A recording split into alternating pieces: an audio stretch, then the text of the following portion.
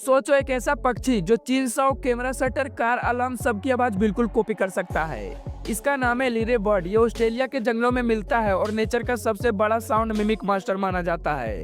जब ये कोई आवाज सुनता है तो उसे याद कर लेता है, फिर अपनी वॉइस को वैसा ही बना देता है जैसे असली साउंड हो। साइंटिस्ट ने जंगल में रिकॉर्डिंग करी और इसने मशीनरी, फुट स्टेप्स और दूसरे बर्ड्स की कॉल्स तक परफेक्ट कॉपी कर दी। इसकी मिमिक इतनी परफेक्ट होती है कि पहचान ही नहीं पाओगे ये आवाज असली है या लिरी बर्ड ने कॉपी की है।